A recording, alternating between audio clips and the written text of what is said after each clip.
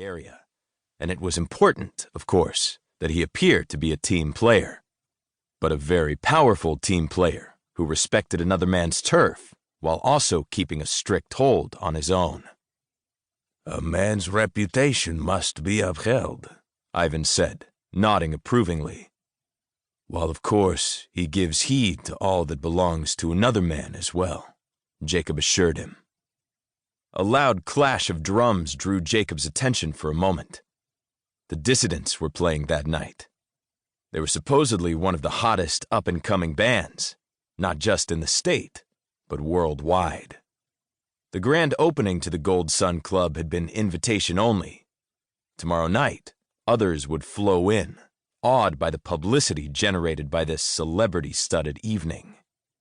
The rich and the beautiful, and the not-so-rich but very beautiful, were all on the ground floor, listening to the popular new band and watching the fashion show. Jacob took in the place as a whole, noting a balcony level that ran the perimeter with a bar above the stage. But that night, all the guests were downstairs, and Ivan Petrov was manning the main bar himself.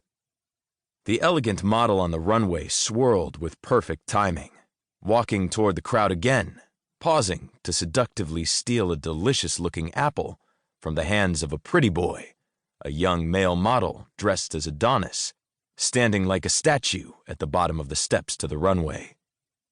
"I believe," Jacob told Ivan, turning to look at him gravely again, "that my business will be an asset to your business, and that we will work in perfect harmony together." "Yes," Ivan said.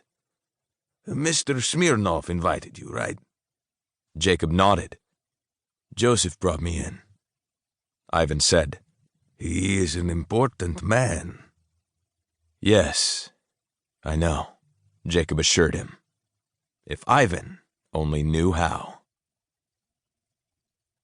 Jasmine Adair, Jasmine Alamain, as far as this group was concerned, was glad that she had managed to learn the art of walking a runway without tripping and observing at the same time.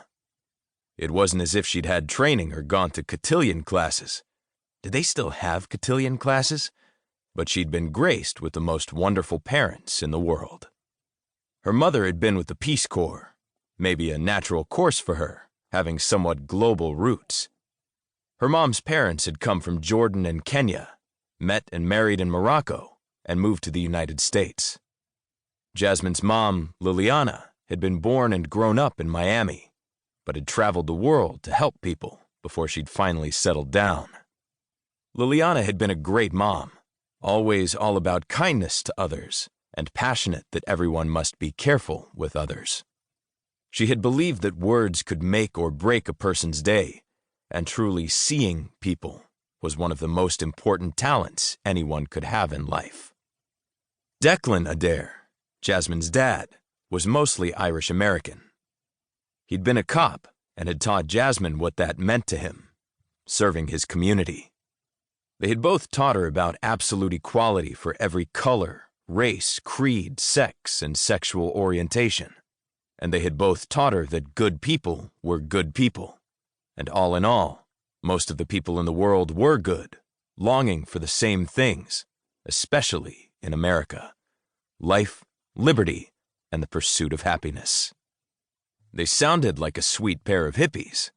They had been anything but.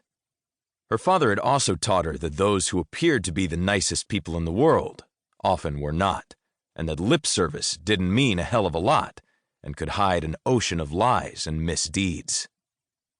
"Judging people? Hardest call you'll ever make," he told her once. "Especially when you have to do so quickly." He'd shaken his head in disgust over the result of a trial often enough, and her mother had always reminded him, "There are things that just aren't allowed before a jury, Declan. Things that the jury just doesn't see and doesn't know." "Not to worry. We'll get them next time," he would assure her. Jasmine scanned the crowd. Members of this group, the so-called Deco Gang, hadn't been gotten yet, and they needed to be. No one really knew the full extent of their crimes because they were good.